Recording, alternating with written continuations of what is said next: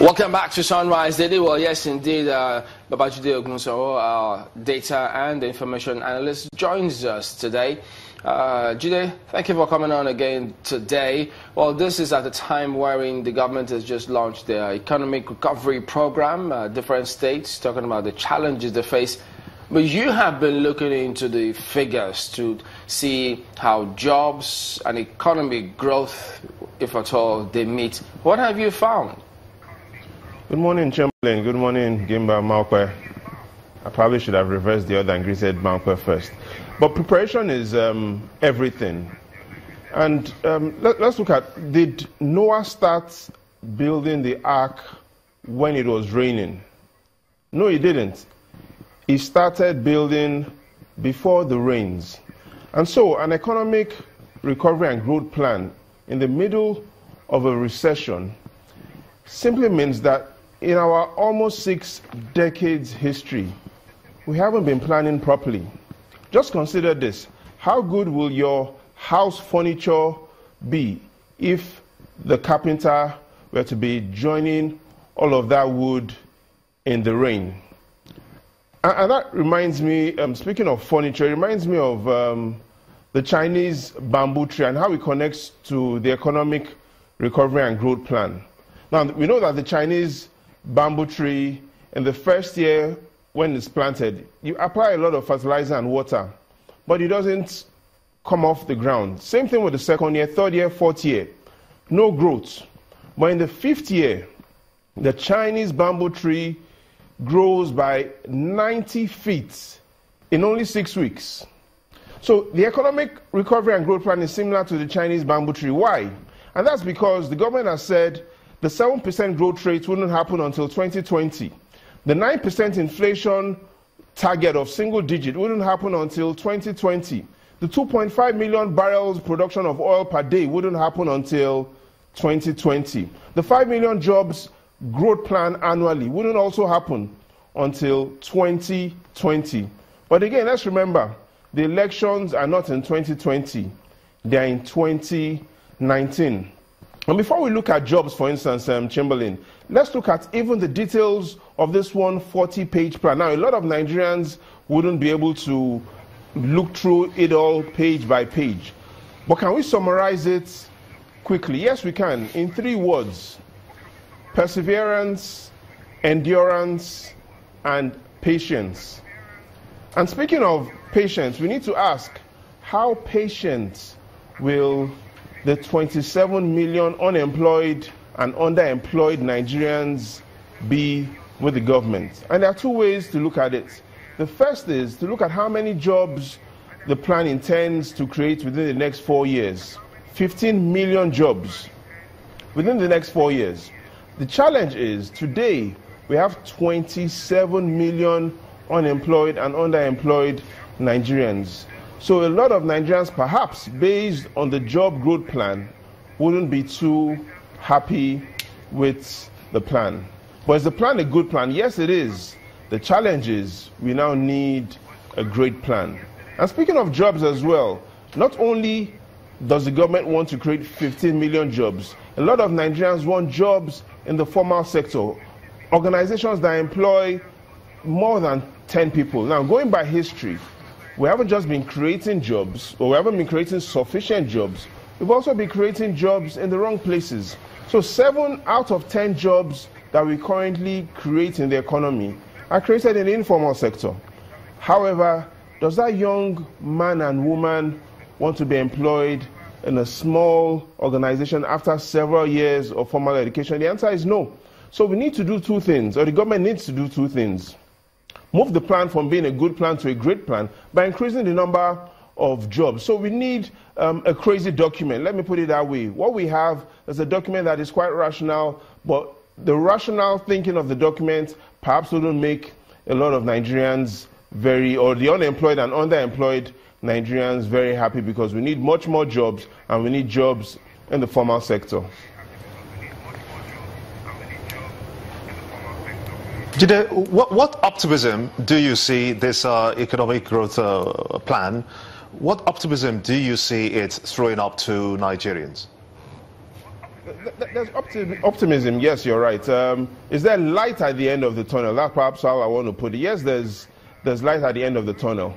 But the light is from an oncoming train. What Nigerians want is the one light that shines much brighter than the light from an oncoming train that is quite dim. There are good parts. For instance, just about 48 hours ago, we heard the Emir of Kano, Emir Muhammadu Sanusi II, talk about the need for us to drive investments. Should that be our priority? Yes, I think that should be our priority. But here there are two challenges, and those challenges were also mentioned in the plan. The main challenge is poverty rate, which is also what's stated in the plan. 6 out of 10 Nigerians are still poor. Here's what it means. 6 out of 10 Nigerians don't have a good plan. 6 out of 10 Nigerians are fighting a war within themselves. 6 out of 10 Nigerians can really not afford to pay for anything. So how do we attract investors when 6 out of 10 can't really afford to pay for anything? But then we have the second part, the 4 out of 10. How attractive will 4 out of 10 be to potential investors? And what sectors will they find attractive? Let's look at the most recent evidence we have and what the narrative suggests. So today we talk about the road transportation sector. It's one of the 6 sectors within the transportation sector. However, road transportation contributes approximately more than 70% of that transportation sector GDP. So in essence, we need to diversify even the transportation sector because it is over-concentrated, similar to other sectors. So we want an investor to come into the agricultural sector, but we need to ask ourselves, do we really have an agricultural sector? And that's because only one sector, that's crop production, accounts for 88% of the GDP of the agricultural sector. So that also minimizes the potential for investments to come into the agricultural sector. Or perhaps if we want to be more accurate with our assessment of the agricultural sector, it's what we have as a crop production sector. So the challenge is, the first is the market isn't attractive to a lot of investors. And even for investors that want to come in, it does seem that the market isn't deep enough. So we need to fix a lot of problems in-house before we then make ourselves the beautiful bride for investments, especially for foreign investments. Well, the plan from now up until 2020, they've got their GDP growth target. Take us through the timeline. What percentage of growth can we achieve by that time from what you've seen? And so if we look at the slide on growth, what we'll find is there's a marginal increase year on year on GDP growth. We have GDP moving from about 4% in 2018 to the peak of 7% in 2020. The challenge is looking at the contraction of the economy.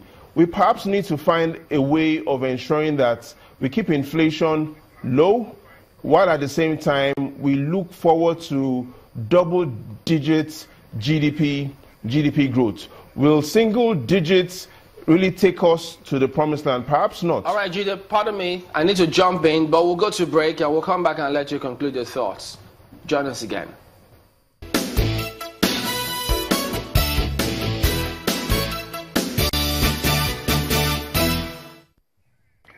Welcome back to Sunrise Daily. Let's go ahead and get Jide to go ahead with the timeline about GDP growth you were talking about. And so within the 4-year plan, do we have any way to ensure that GDP growth grows at double digits? No, there isn't. What we have is a maximum growth rate that occurs of 7% only happens after the tenure of this first government. So you look at the real GDP growth rate historically. In 2014, we even achieved more than 7%, 7.5% GDP growth rate in 2014. Today's economic growth and recovery plan looks at a 2.2% real GDP growth rate for 2017, and then we moved to 4.8% in 2018. In the year of the election, a slight decline to 4.5%, and then post-election, it then goes to 7%, which is still not high as the 2014 real GDP growth rate of 7.5%. And remember in 2014, even though the real GDP growth was 7.5%, it didn't feel like a lot of Nigerians didn't feel like Superman. And so if we're going to have to wait till 2020 to achieve a real GDP growth rate of 7%, which is below 2014's rate of 7.5%, perhaps it means that we will be growing like the Chinese bamboo tree, which is a lot of growth will be behind the scenes, and perhaps after 2020, we will then be able to, just like the Chinese bamboo tree, grow quickly, as much as 90 feet in 6 weeks. So a lot of happiness may not be happening within the next 3 years, but perhaps if this plan is implemented, we will see much more growth beyond 2020. Today's challenge, however, is how patient will Nigerians be? And we can answer that question today.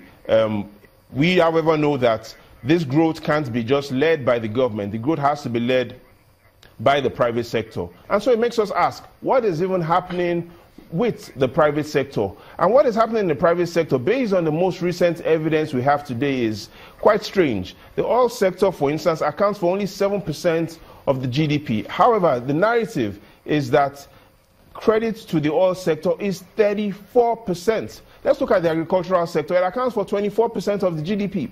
However, credit to the agricultural sector is only 3%. So it doesn't add up. It simply means, as a nation, we are sagging our jeans. This doesn't add up. And finally, and in the final analysis, the most recent evidence also shows that only 50 people account for a third of Nigeria's debt. 50 obligors hold 5.6 trillion naira.